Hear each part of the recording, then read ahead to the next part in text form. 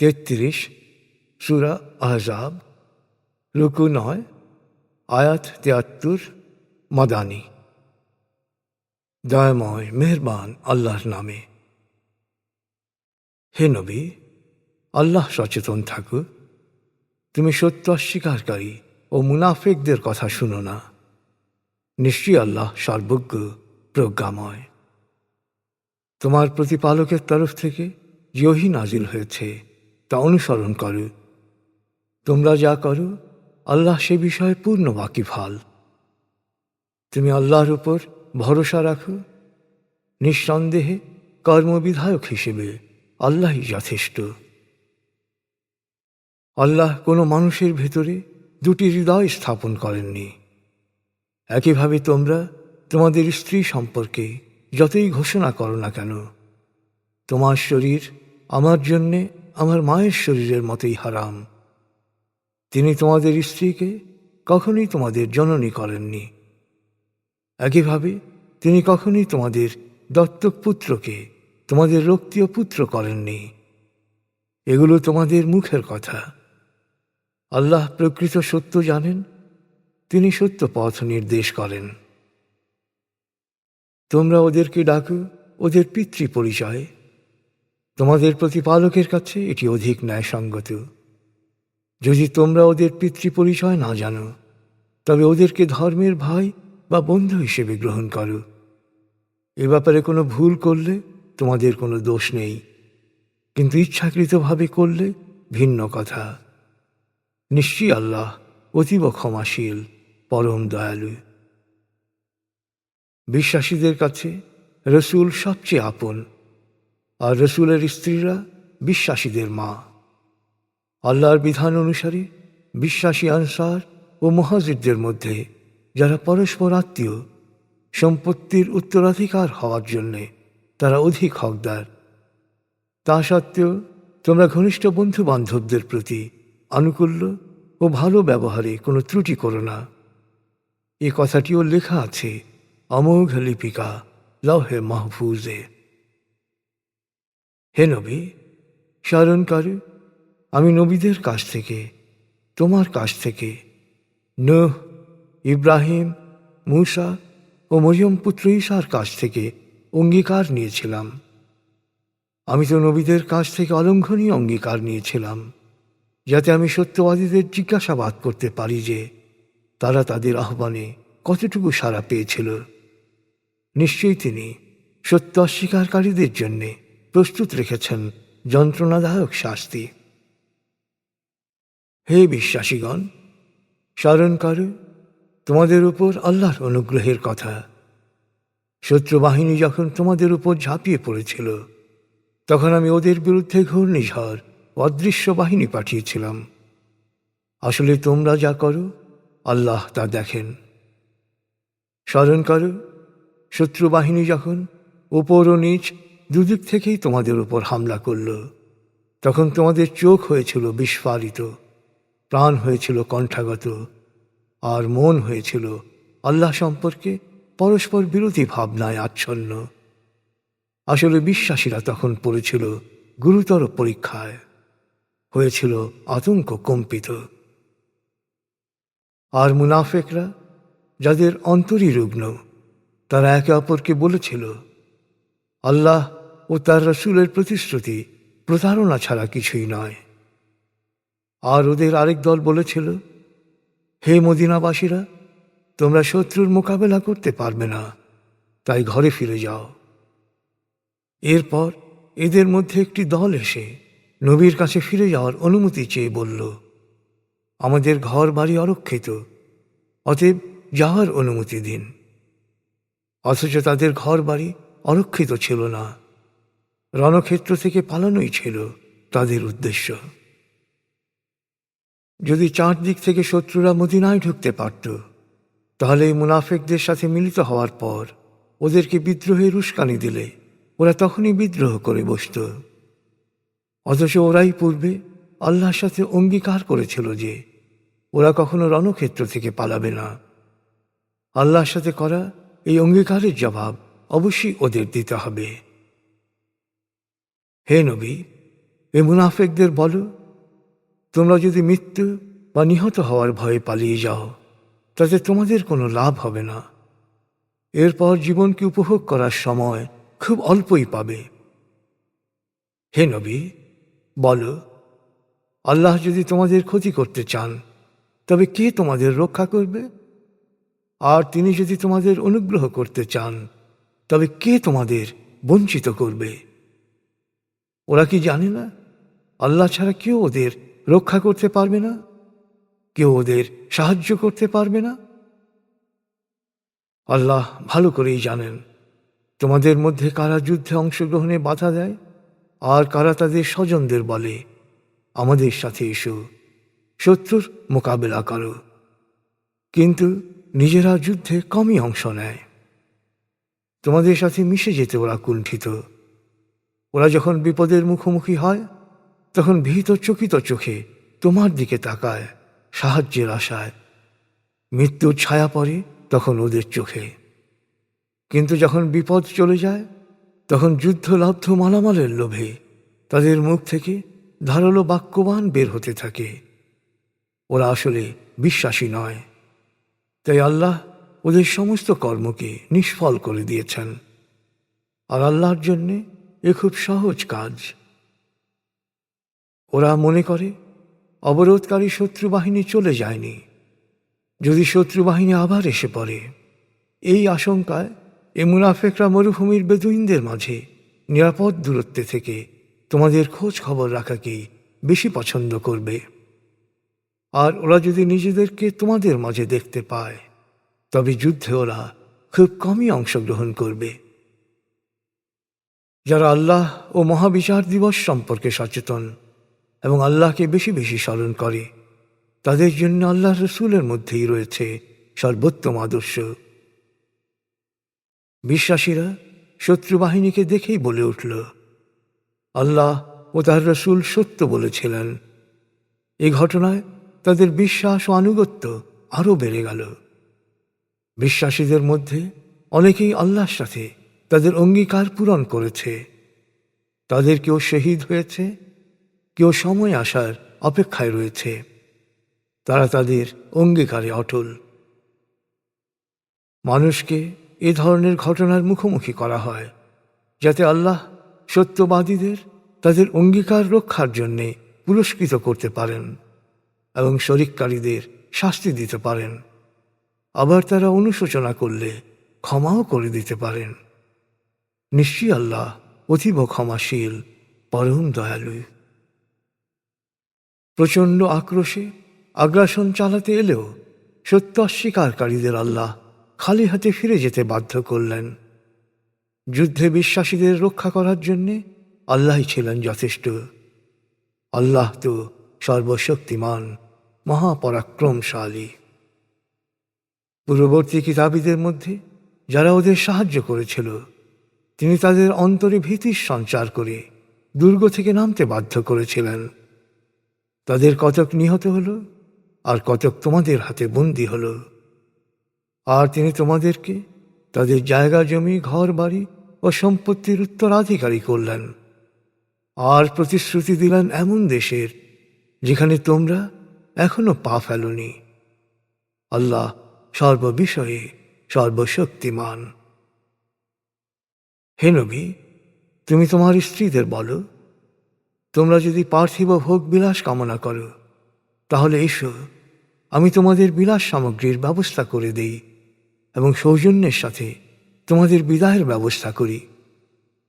আর তোমরা যদি আল্লাহ, তার রসুল এবং পরকালীন জীবনের সাফল্য চাও তাহলে মনে রেখো, তোমাদের মধ্যে যারা সৎকর্ম করবে আল্লাহ তাদের জন্যে মহাপুরস্কার প্রস্তুত করে রেখেছেন। হে নবী পত্নীগণ, তোমাদের মধ্যে কেউ প্রকাশ্য অশ্লীল কাজ করলে তার শাস্তি হবে অন্য পাপীদের চেয়ে দ্বিগুণ। আর আল্লাহর জন্যে এটা করা খুবই সহজ। পারা 22। হে নবী পত্নীগণ, তোমাদের মধ্যে যে কেউ আল্লাহ ও তার রসুলের আনুগত্য করবে ও সৎকর্মে অংশ নেবে আমি তাকে দুবার পুরস্কৃত করব। আমি তার জন্যে পরকালে উত্তম উপকরণের ব্যবস্থা করে রেখেছি। হে নবী পত্নীগণ, যদি সত্যিকারের আল্লাহ সচেতন হয়ে থাকো, তবে তোমরা সাধারণ নারীদের মতো নাও।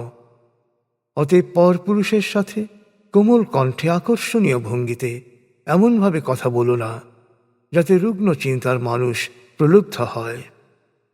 প্রয়োজনীয় ন্যায়সঙ্গত কথা সোজাসুজি বলবে। তোমরা নিজ ঘরে অবস্থান করো, অবিদ্যাক্রান্ত যুগের নারীদের মতো নিজেদের প্রদর্শনী করে বেড়াবে না। তোমরা নামাজ কায়েম করবে, যাকাত আদায় করবে এবং আল্লাহ ও তার রসুলের আনুগত্য করবে। আল্লাহ সকল পঙ্কিলতা দূর করে তোমাদেরকে পূত পবিত্র রাখতে চান। তোমাদের ঘরে আল্লাহর প্রজ্ঞাপূর্ণ বাণী ও বিধিবিধান নিয়ে যে আলোচনা হয় তা সব সময় মনে রাখবে।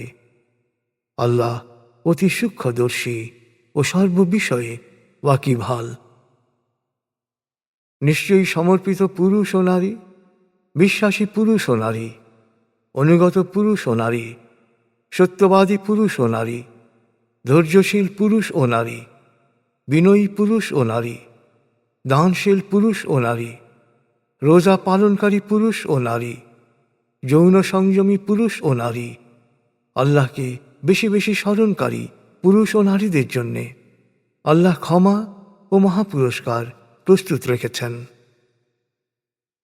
আল্লাহ ও তার রসুল কোনো বিষয় নির্দেশ দিলে বিশ্বাসী পুরুষ ও নারীর সে বিষয়ে ভিন্নমত প্রকাশের কোনো সুযোগ নেই। কেউ আল্লাহ ও তার রসুলকে অমান্য করলে সে নিশ্চিতই পথভ্রষ্ট।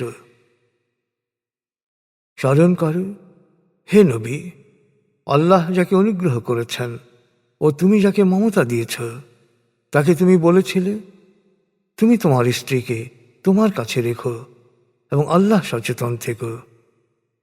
তখন তুমি তোমার অন্তরে যা লুকিয়েছিলে আল্লাহ তা প্রকাশ করে দিয়েছেন। তুমি লোকনিন্দার ভয় করেছিলে, অথচ আল্লাহর বিরাগ ভাজন হওয়ার ভয় করাই ছিল তোমার জন্যে অধিক যুক্তিযুক্ত। তারপর জায়েদ যখন জানাবের সাথে বিবাহ সম্পর্ক ছিন্ন করল, তখন আমি তাকে তোমার সাথে বিবাহ সূত্রে আবদ্ধ করলাম।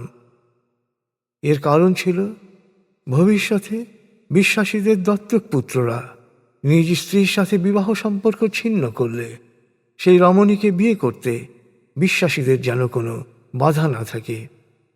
আল্লাহর নির্দেশ অবশ্যই পালিত হবে। আল্লাহ নবীর জন্য যা নির্ধারণ করেছেন তা পূরণ করতে তার কোনো বাধা নেই। পূর্ববর্তী নবীদের জন্য এটাই ছিল আল্লাহর চিরায়ত বিধান। মনে রেখো, প্রত্যেকের সামর্থ্য অনুসারেই তার জন্য আল্লাহর বিধান নির্ধারিত হয়। তারা আল্লাহর বাণী প্রচার করত, আল্লাহর বিরাগ ভাজন হওয়াকে ভয় করত। এছাড়া তাদের মধ্যে আর কোনো ভয় ছিল না। জবাবদিহিতা গ্রহণে আল্লাহই যথেষ্ট। অতএব হে মানুষ, মনে রেখো, মুহাম্মদ তোমাদের মধ্যে কোনো পুরুষের পিতা নয়, বরং সে আল্লাহর রসুল ও শেষ নবী। আল্লাহ সব বিষয়ে সব কিছু জানেন। হে বিশ্বাসীগণ, তোমরা আল্লাহকে বেশি বেশি স্মরণ করো এবং সকাল সন্ধ্যায় তার পবিত্রতা ও মহিমা ঘোষণা করো। তিনি তোমাদের উপর রহমত বর্ষণ করেন, আর ফেরেশতারাও তোমাদের জন্য তার রহমত কামনা করে প্রার্থনা করে, যাতে তোমরা অন্ধকার থেকে আলোর পথে আসতে পারো। নিশ্চয়ই তিনি বিশ্বাসীদের প্রতি অতীব দয়াশীল। বিশ্বাসীরা যেদিন আল্লাহর সাথে সাক্ষাৎ করবে সেদিন তাদেরকে স্বাগত জানানো হবে সালাম বলে। তিনি তাদের জন্য মহাপুরস্কার প্রস্তুত রেখেছেন। হে নবী, আমি তোমাকে পাঠিয়েছি সত্যের সাক্ষী রূপে, সুসংবাদদাতা ও সতর্ককারী রূপে, আল্লাহর অনুগ্রহে তার দিকে আহ্বানকারী ও আলোকবর্তিকা রূপে। আর হে নবী, তুমি বিশ্বাসীদের সুসংবাদ দাও যে তাদের জন্যে আল্লাহর কাছে রয়েছে অফুরন্ত কল্যাণ। আর তুমি সত্য অস্বীকারী ও মুনাফিকদের পছন্দ অপছন্দকে কোনো গুরুত্ব দিও না। ওদের নিপীড়নমূলক পদক্ষেপকে উপেক্ষা করো এবং আল্লাহর উপর ভরসা রাখো। পরিস্থিতি নিয়ন্ত্রক হিসেবে আল্লাহই যথেষ্ট।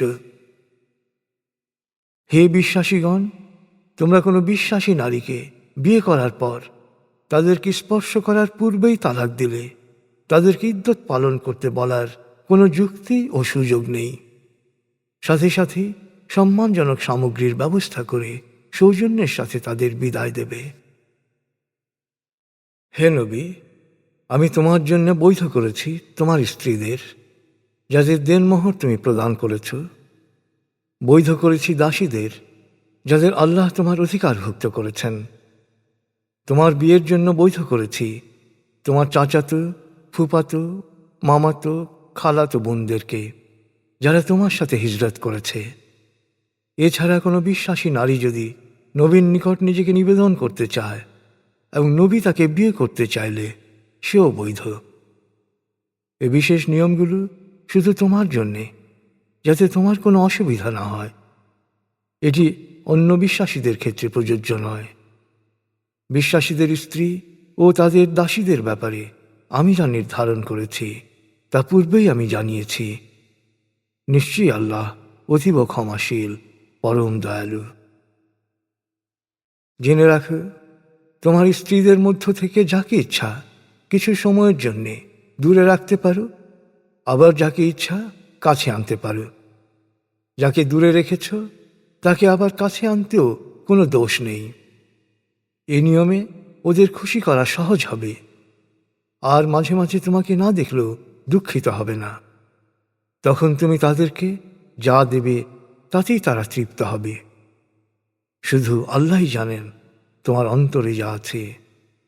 আল্লাহ সর্বজ্ঞ, অতি সহনশীল। এরপর অন্য কোনো নারী বিয়ে করা তোমার জন্যে বৈধ নয়। কারো সৌন্দর্যে মুগ্ধ হলেও তোমার স্ত্রীদের পরিবর্তে অন্য কাউকে স্ত্রীরূপে গ্রহণ করাও বৈধ নয়। তবে অধিকারভুক্ত দাসীদের ব্যাপারে এই নিয়ম প্রযোজ্য নয়। বস্তুত আল্লাহ সব কিছুই নজরে রাখেন। হে বিশ্বাসীগণ, তোমরা বিনা অনুমতিতে নবীর ঘরে প্রবেশ করো না। দাওয়াত দেয়া হলেও এত আগে ঘরে প্রবেশ করবে না, যাতে খাবার তৈরি হওয়ার জন্যে অপেক্ষা করতে হয়। যখন তোমাদের খাবারের জন্য ডাকা হবে তখন প্রবেশ করবে। তারপর খাওয়া শেষ হলে দেরি না করে উঠে পড়বে। কখনো খোশ গল্পে মশগুল হয়েও না, কারণ তা নবীর জন্যে কষ্টদায়ক হতে পারে। কিন্তু সংকোচের কারণে সে তোমাদের উঠে যেতে বলতে পারবে না। কিন্তু আল্লাহ উচিত বিষয়ে শিক্ষা দিতে সংকোচ বোধ করেন না। তোমরা নবী পত্নীদের কাছে কিছু চাইলে পর্দার আড়াল থেকে চাইবে। এ নিয়ম তোমাদের ও তাদের অন্তরের পবিত্রতা গভীর করবে। আল্লাহ রসুলকে কষ্ট দেয়া তোমাদের কারো জন্যই উচিত নয়। আর নবীর মৃত্যুর পর তার পত্নীদের বিয়ে করাও তোমাদের কারো জন্যে বৈধ নয়। আল্লাহর কাছে এটি গুরুতর অপরাধ। মনে রেখো, তোমরা কোনো বিষয় প্রকাশ করো বা গোপন রাখো, আল্লাহ তো সবই জানেন। নবী পত্নীদের জন্যে তাদের পিতা, ছেলে, ভাই, ভাতিজা, ভাগ্নে, পরিচারিকা এবং তাদের অধিকারভুক্ত দাস দাসীদের সামনে যাওয়ার ব্যাপারে কোনো বাধা নেই। কিন্তু হে নবী পত্নীগণ, তোমরা সব সময় আল্লাহ সচেতন থেকো। আল্লাহ তো সবই দেখেন। আল্লাহ ও তার ফেরেশতারা নবীর প্রতি রহমত বর্ষণ করেন।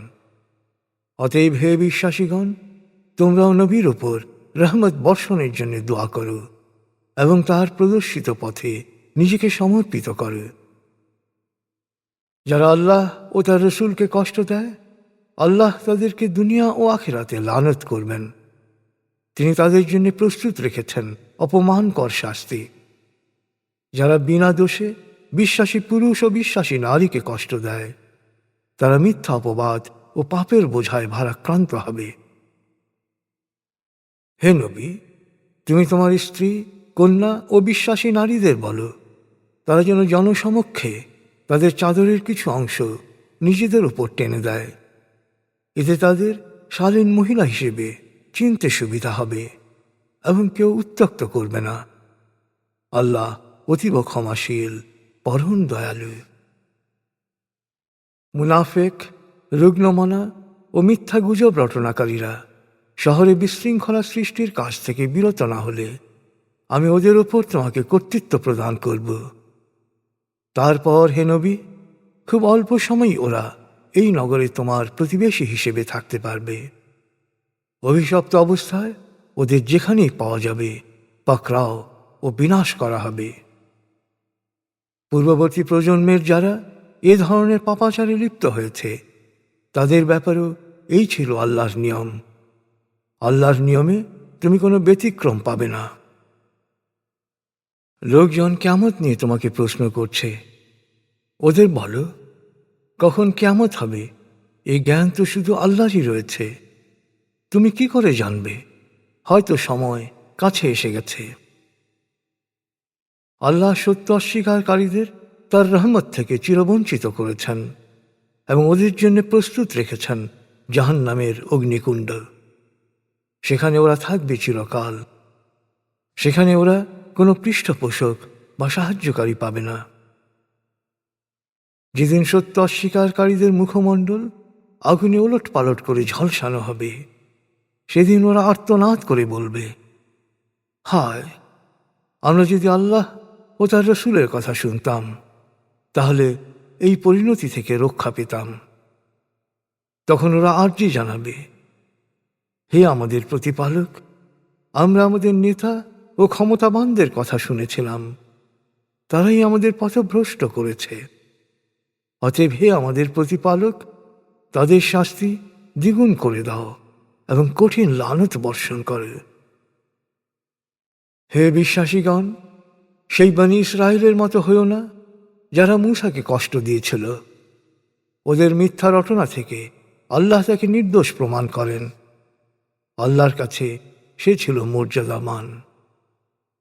হে বিশ্বাসীগণ, আল্লাহ সচেতন থাকো এবং সঠিক কথা বলো, তাহলে তিনি তোমাদের কাজকে কবুল করবেন এবং তোমাদের পাপ মোচন করবেন। যারা আল্লাহ ও তার রসুলের আনুগত্য করে তারা অবশ্যই মহা সাফল্য অর্জন করবে। নিশ্চয়ই আমি মহাকাশ, পৃথিবী ও পর্বতমালার উপর স্বাধীন বিচার বুদ্ধি প্রয়োগের ক্ষমতা আমানত হিসেবে অর্পণ করতে চেয়েছিলাম, কিন্তু তারা শঙ্কিত হয়ে তা গ্রহণে অস্বীকৃতি জানায়। অবশেষে মানুষ তা গ্রহণ করল আর সঠিকভাবে তা ব্যবহার করতে ব্যর্থ হয়ে নিজের উপরেই জুলুম করল। মানুষ বড় জালেম ও বোকা। এই জুলুম ও বোকামির জন্যে আল্লাহ মুনাফেক পুরুষ ও নারী এবং শরিককারী পুরুষ ও নারীকে শাস্তি দেবেন এবং বিশ্বাসী পুরুষ ও নারীকে ক্ষমা করবেন। আল্লাহ অতীব ক্ষমাশীল, পরম দয়ালু।